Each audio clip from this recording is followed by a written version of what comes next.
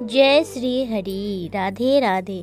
प्रिय श्रोताओं, कल्पना कीजिए एक गाय जंगल में अकेली सामने खड़े हैं। एक विशाल सिंह मृत्यु सिंह पर मंडरा रही है, पर उस गाय के मुख से डर नहीं।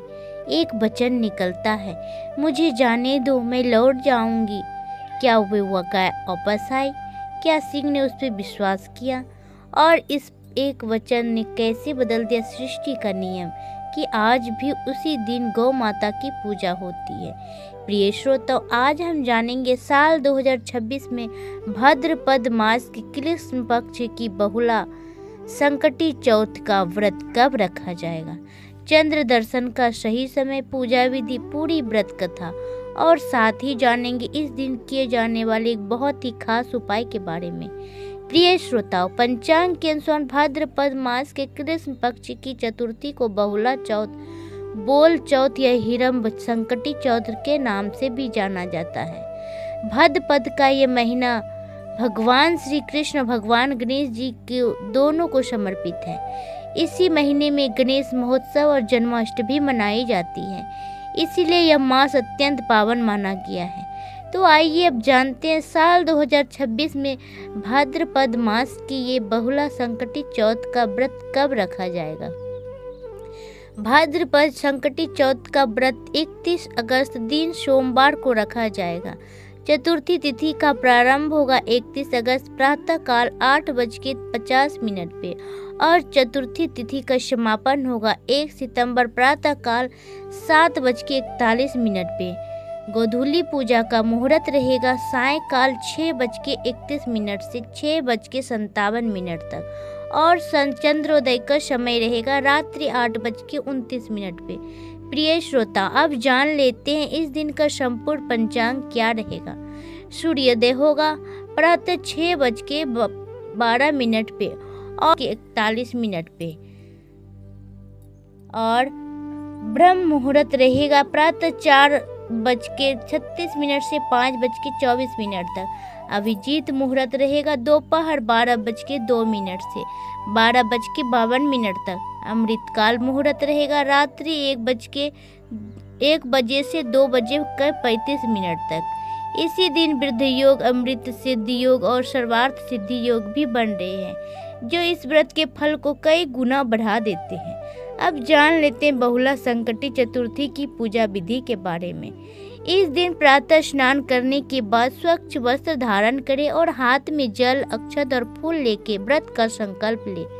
पूजा स्थान पे एक चौकी सजाकर उस पे भगवान गणेश जी की प्रतिमा स्थापित करें और विधि पूर्वक पूजन करें। सभी पूजन सामग्री और दुर्वा गणेश जी को अवश्य अर्पित करें। इसके पश्चात लड्डुओं का भोग लगाएं और व्रत और स्वयं पढ़े या किसी से पढ़ाएं। मंत्रों को जाप करें। पूजा में गणेश जी के मंत्रों का जाप करते हुए आरती करें और चंद्रमा के उदय के पर होने से अर्घ दे के अपना उपवास पूर्ण करें। और प्रिय श्रोता, यदि किसी कारणवश आप संपूर्ण व्रत ना करें पाए तो चतुर्थी के दिन गणेश जी को 21 दुर्पा ओम इंद्रम दुर्बदलम सर्वप्यामी इस मंत्र का 21 बार जाप करते हुए अवश्य अर्पित करें। अब जान लेते इस दिन की अत्यंत कल्याणकारी बहुला की व्रत कथा के बारे में। पौराणिक कथा के अनुसार द्वापर युग में जब भगवान विष्णु का श्री कृष्ण अवतार हुआ, तब उनके सहायक स्वरूप देवी देवताओं ने भी गोपियों का रूप लेकर धरती पर अवतार लिया। उसी समय साक्षात कामधेनु भी बहुला नाम की गाय बनके नंद बाबा की गौशाला में आ गई। भगवान श्री कृष्ण और बहुला के बीच अपार स्नेह था। वे दोनों एक दूसरे से अत्यंत आत्मीयता रखते थे। एक बार श्री कृष्ण के मन में बहुला का परीक्षा लेने का विचार आया। जब बहुला वन में जाके घास चर रही थी, तभी श्री कृष्ण उनके सामने एक विशाल सिंह के रूप में प्रकट हो गए।